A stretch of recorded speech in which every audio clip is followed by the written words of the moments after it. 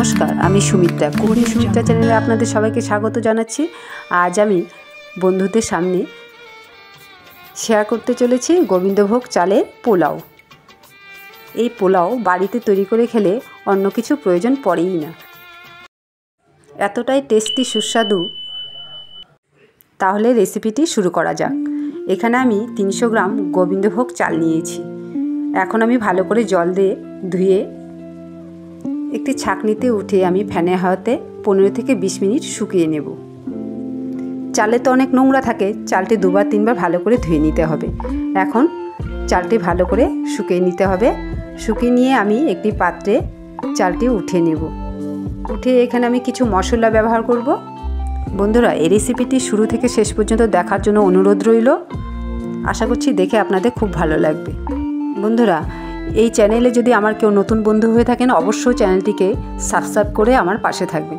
এখানে আমি ওই চালের মধ্যে কিছু আদা পেস্ট আর 2 চামচ ঘি আর 1 চামচ গরম মশলা, 1/2 চামচ হলুদ দিয়ে ভালো করে মেখে নেব। চালের সাথে ভালো করে মিশিয়ে নিতে হবে। আমার মিশিয়ে নেওয়া হয়ে গেছে। এখন গ্যাসের কাছে চলে যাই। গ্যাসে একটি কড়াই বসিয়ে 2 চামচ ঘি দিয়ে দিলাম। কিছু কাজু কিশমিশ আমি ভালো করে ভেজে নেব। হালকা আঁচে ভেজে নিতে হবে। এখন ওই চালগুলি মেখে রেখেছিলাম, সেই চালগুলি দিয়ে দিলাম। দিয়ে ভালো করে নাড়াচাড়া করে নিতে হবে। এই সময় গ্যাসের হিটটা লো টু মিডিয়ামে থাকবে। এখানে আমি 3-4টে কাঁচা লঙ্কা দিয়ে দিয়েছি। ঝালটা আপনারা কম বেশি করে নেবেন। একটি তেজপাতাও দিয়ে দিয়েছি। ভালো করে নাড়াচাড়া করে এখানে আমি গরম জল ব্যবহার করব। একদম ফুটানো গরম জল দিয়ে দিলাম। এখানে আমি 300 গ্রাম চালের জন্য ডবল জল দিয়েছি, তার মানে 600 গ্রাম জল দিয়েছি। পরিমাণ মতো লবণ দিয়ে দিলাম, দিয়ে ঢাকা দিয়ে রেখে দিলাম। 5 মিনিট ঢাকা দিয়ে রেখেছিলাম। ঢাকা খোলার পরে আমি আরেকটু নেড়ে চেড়ে 3-4টে এলাচ ফাটিয়ে দেব।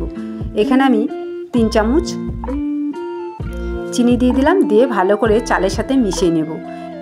এখানে আমি আবারও 1 চামচ ঘি দিয়ে দিলাম। ঘি দিয়ে নাড়াচাড়া করে আমি গ্যাসটি অফ করে দিয়েছি। অফ করে এখন ঢাকা দিয়ে রেখে দেব 10 মিনিট।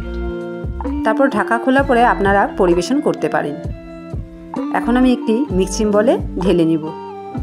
বন্ধুরা, আমার এই রেসিপিটি শুরু থেকে শেষ পর্যন্ত দেখে যদি আপনাদের ভালো লাগে, দেখে একটি লাইক, কমেন্ট আর বেশি বেশি করে শেয়ার করে দেবেন।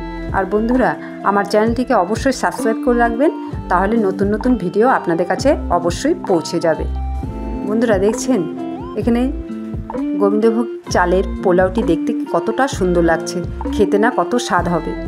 আমি চামচ দিয়ে উঠে দেখাচ্ছি। আমি আবার পরের রেসিপি নিয়ে চলে আসব। অবশ্যই আমার পাশে থাকবেন, আমায় সাপোর্ট করবেন। আমি পরের ভিডিও নিয়ে আবার চলে আসব। ধন্যবাদ।